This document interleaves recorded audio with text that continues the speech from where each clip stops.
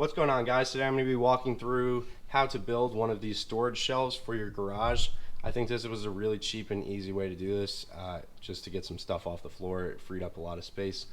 The materials you're going to need for this is pretty simple. You just need a lot of 2x4s and plywood, some screws, and then I would definitely recommend a stud finder to help you out. If you don't have a stud finder, we can go over how to find the studs without one, but it's definitely recommended, I'd say, to have a stud finder for this. Basically, all it is a square box frame. The back gets bolted into the studs on the wall, and then you have a top support going all the way across that's bolted into, or screwed into the rafters, sorry. And then you have these pieces laying down. So this one to show you right now is a 11-foot long by 2-foot wide shelf.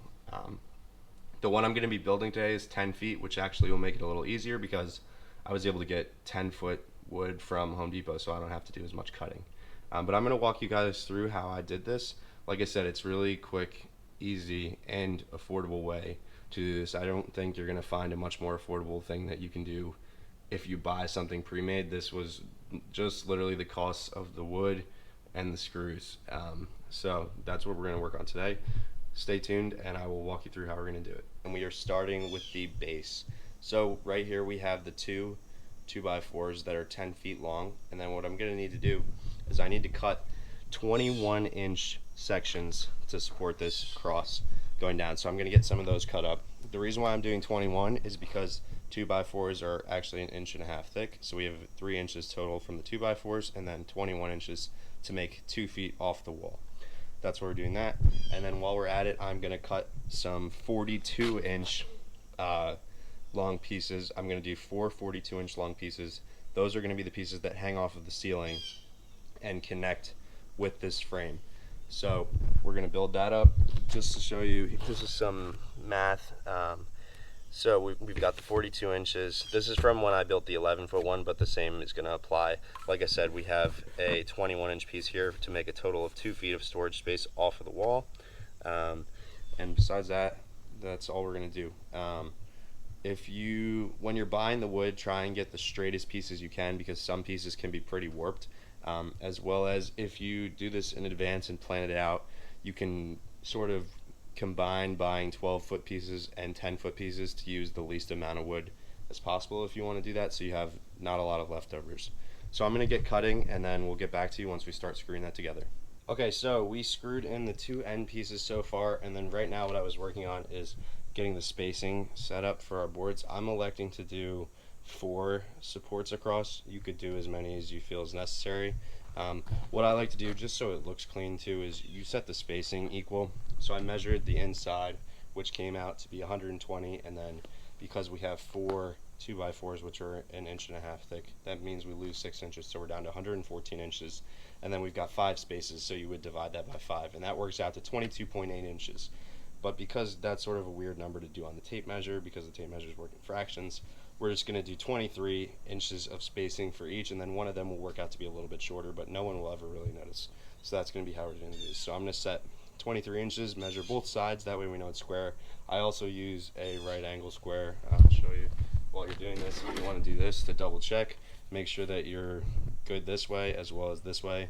That way everything is square and nice. So now we'll just go down the line and screw it in. I'm using these Deckmate 3-inch screws. They only have threading on half of the screw, which is alright for this. I don't mind that. When I actually hang the ones off of the ceiling and the walls, I use a different screw, which I'll show you guys, which has threading the entire way.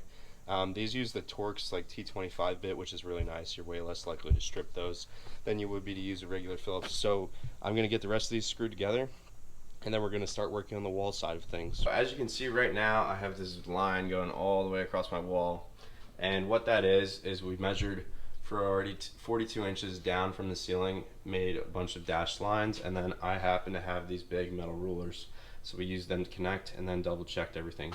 Now if you don't have the luxury of having those big metal rulers, using a tape measure will be just fine, and just make tick marks as you go across. That way when we put the actual frame that we made on the wall, the bottom of the frame is going to sit right on this line, and that's how we're going to know that we've gotten the height correct all the way across. And like I said, you check as you go, so we didn't just make a line across and then leave it. We double check that both sides are 42. That way it's 42 all the way across.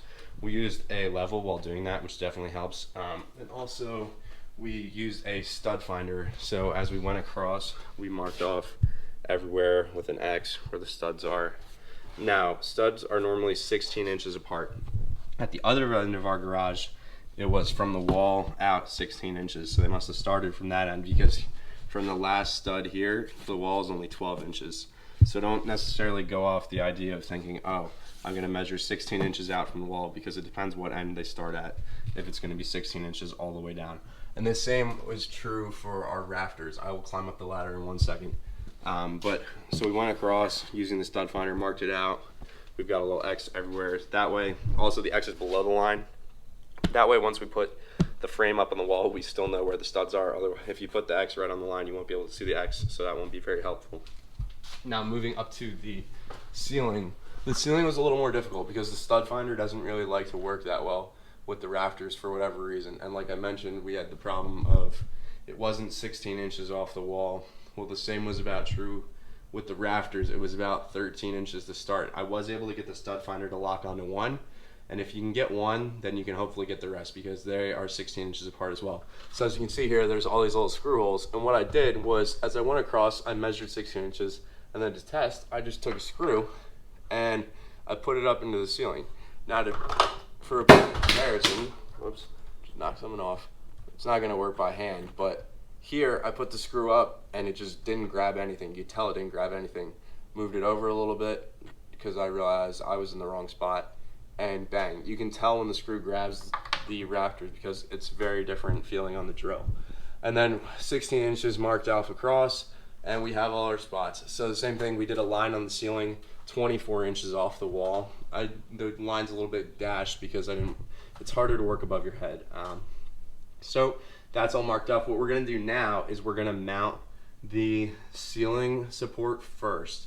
Then we're gonna do the wall support. That way we can sort of have the ceiling support ready to go by the time we've got the wall support on. We're gonna screw in the wall, and then we will do the final supports. This is definitely something you're gonna need a second person for, so I have my brother out here to help me, and you're gonna need some ladders for as well.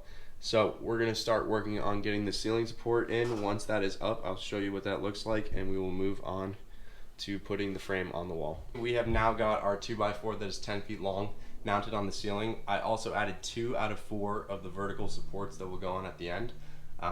This is gonna be so that as we mount the actual frame to the wall right now, it's gonna make it a lot easier on us, because we're gonna get the frame roughly into place, and I'm gonna put one screw in each end to sort of hold it. That way we're only holding the wall side, and we can let a good amount of the weight sit on the other side while we try and balance it out. We're gonna use a level for mounting the frame to the wall. That way everything is good. And we used a different screw than I used to build the frame with. I use these guys. I prefer NGRK or GRK. I forget exactly what it is. I would know it if I saw it. But these have at least a little bit more threading than the yellow ones do, so that gives you a little bit of better connection.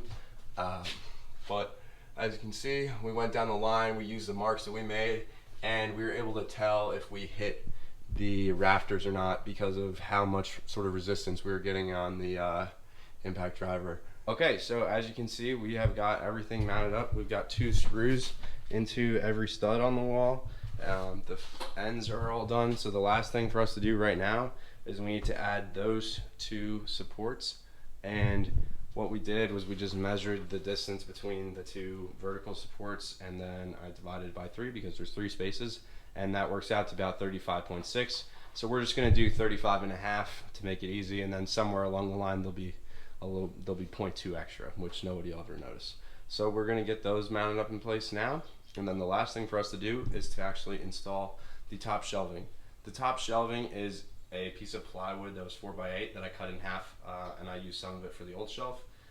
So what you do is, for that, you just mark it off down the line. You could use a circular saw, you could use table saw, any kind of saw you've got, a reciprocating saw if it came down to it, or even a jigsaw. Just try and cut it as straight as possible. And then that's gonna work out perfectly for us because the distance from over here to here is exactly 2 feet. And that's why I do it this way, because with this piece of wood on the outside, you've got 2 feet to right here, and then all we do is we throw a few screws in the top, of the plywood as we go to hold it down nicely, and that's it, we're done. So I'm gonna get the 2 supports mounted into place. We'll show you us putting in 1 sheet of plywood, and then we'll show you the finished product. All right, so here is the finished product. I haven't put the screws in yet because I just realized that I don't have any 1.5 or 2-inch screws. So I'm gonna have to take a trip to the store, but you guys don't need to see us do that. All I would say when you do that is I put them in here, and you can do some down the front, down the back. You just wanna make sure that you're hitting the 2x4, and then same here. So you'll hit the 2x4s across. You can just use these as a reference so that you put one. I usually just do 1 or 2 in the center and then going down the sides. Hopefully you guys enjoyed watching this. If it was useful, please give us a thumbs up. Subscribe if you're interested. A lot of stuff like this goes on the channel. If you have any questions, please feel free to comment, and I do my best to read through them and respond to everyone. So thanks again for watching, and we'll see you guys in the next video.